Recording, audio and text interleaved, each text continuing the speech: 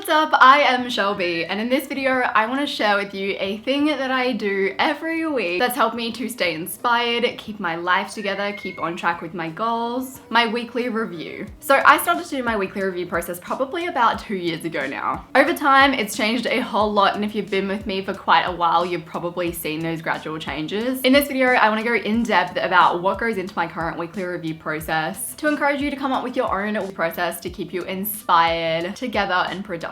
So we're gonna tackle this vlog style. I'm gonna walk through what I would do for an actual real life weekly review and show you sort of how it works from start to finish. Before I kick off my weekly review, I like to get my space in like a nice state.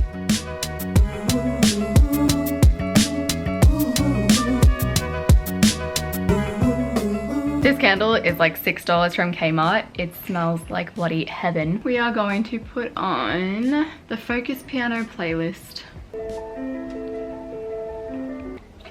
So the first thing I'm doing is I'm looking in my calendar to see what's on for my week. That way I can get like a clear picture of what my week looks like. If I've sort of talked about plans with someone but it's not solid yet, I'll usually message them now and be like, hey, okay, cool, so are you still keen to hang out Thursday? I'll meet at yours at 6 or something like that. That way I can just get it all down in my calendar.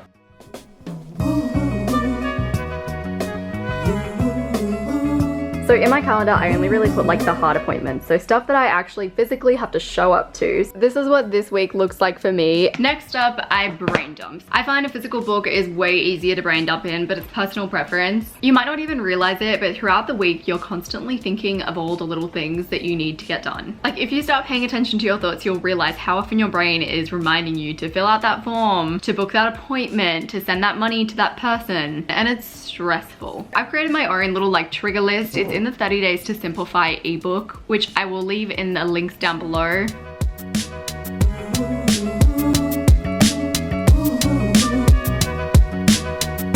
There might be some semi-personal stuff on there. I know that I did talk about my pill prescription, so now you know. So now I go through all of the stuff that I've brain dumped, and anything that is minuscule that will take me like 2 minutes or less, I just do it, because some things are so small that you procrastinate them forever. So that's why it's good to do a brain dump and just be like, okay, now I'm just gonna like sprint do a bunch of to-dos. So I can already see one that is like a 2-minute to-do, renew library loan, feel good. So I'll just mark that. That would take a second.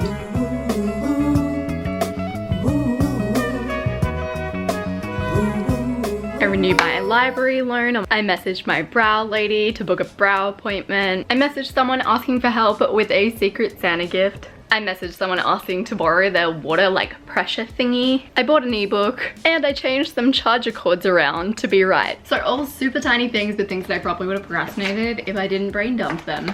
So my notebook is really just like my free-flowing, like chuck whatever you want in there place. And then Google Keep is where I organize it all like this. So I organize everything by context. Got like stuff that I can do at home. I've got cleaning the house. This is just my cleaning checklist. So I sort of try to do this along with my weekly review. I've got shops out and about. So any general to-dos that I can do at my computer. iPhone, so things I can do while sitting on my iPhone. And then I have Capture. So this is just stuff that I think of through the week. Not necessarily when I brain dump that I'm like, oh, I really need to put that somewhere or I might forget it. So I'm gonna go ahead and I'm gonna organize my to-dos now.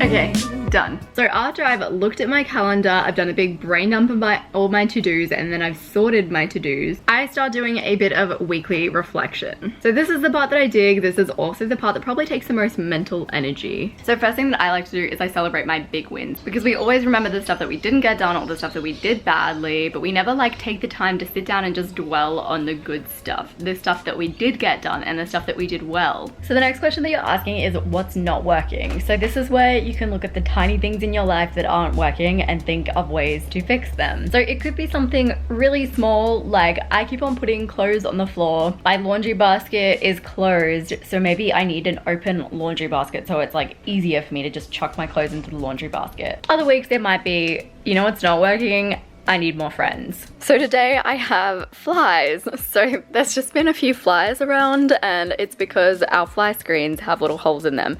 So I need to fix those. And then also not working on gold every morning. So the next question that I ask is, what am I avoiding? So often I avoid things that aren't hard but seem daunting. They might be things that I've had on my to-do list forever. So something that I avoided for a while was getting a pap smear. It's something that's easy. It's something that was on my to-do list, but I just kept on putting it off because I just didn't want to do it. So adding this question into my weekly review finally forced me to book my pap smear. The next thing that I do is a values check-in. I love this part. If you haven't watched my values video, I'd recommend going and watching that. The values check-in part is important because it just reminds you of what's important to you and it gets you back on track and doing the right stuff. So my values are mind and body, learning, freedom, playfulness, self-compassion. So when I look at mind and body, I'm asking myself questions like, did I exercise this week? Did I eat well? Did I snack badly? Did I meditate? Did I read a book? So this week my exercise was not good. I felt like I had so much to do in the mornings, so I just didn't get to my exercise. I think I only exercised twice.